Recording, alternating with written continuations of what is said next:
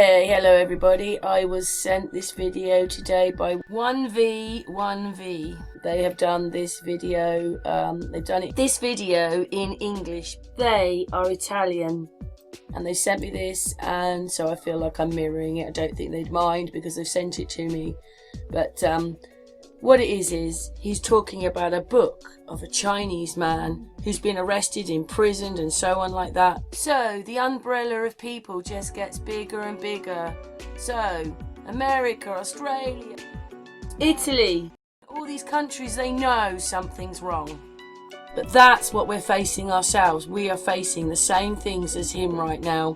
So this is why he's talking about the book. Anyway, let's listen to what he has to say. One vision, one voice.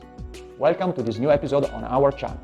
If you're not subscribed yet, you are invited to do it. And please click like button to this video. Today, I'm gonna talking about Joshua Wong. This is his autobiography. This is the Italian version. Here it is. The English title, the original one, is Unfree Speech, published at the beginning of this year. Well, beautiful book. Joshua is a young man from Hong Kong. He is fighting against China's dictatorship on Hong Kong. He fights for free election in his city. He has founded with other friends a political party called Demosisto, that it means to be with the people, on the side of the people. From the Greek demos, people, mob, and stare, Latin, to stay with. And he's very famous also because when he was only 17, he was one of the protesters in the umbrella movement. He was famous all over the world. They protested for hundreds of days in a row. They were also sleeping in the streets. So it was very strong protest.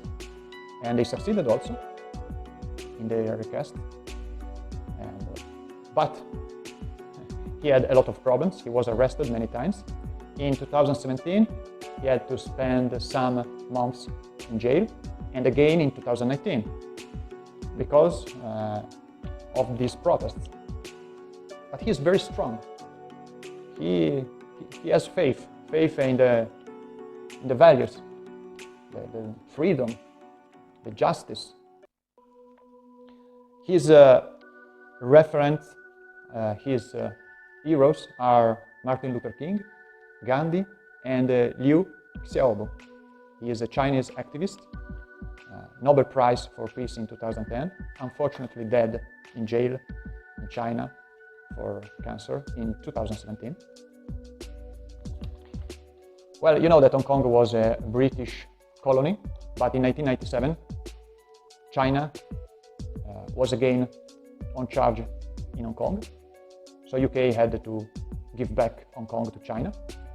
And from that moment, since there, problems arise. That's why Joshua and his friends are trying to take back their freedom.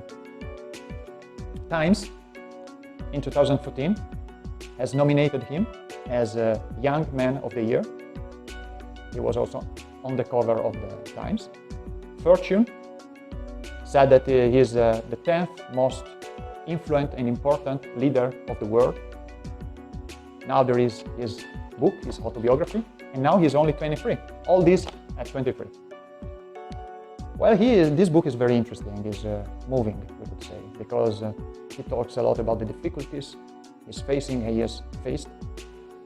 Also, the life in jail is hard, as you can imagine, and especially in the jail he was. He couldn't sleep very well, rats everywhere. He had to cut his hair. The food was bad. The cellar in which he was very little. The bed was of wood, no mattress, so very uncomfortable, and so on. He had to deal with people of every sort, you know, drug dealers and so on. But he managed it. He resisted, and the sadness, the depression didn't win. He has really the strength of a person that knows that he's fighting for something that is right, that is important, that is worth. And it's also interesting, the book, because it talks about the difficulties in contrasting the oppressor, we could say, China in this case. Because, it's very strong, China, and these are young guys, a little number of young guys that try to fight for freedom. So it's very, very difficult. They try to make understand to all the population of Hong Kong that it is worth to fight for freedom, for the future of their children. And also it's difficult to be united as opposition, because a part of the opposition wants to be like Singapore, totally independent from China.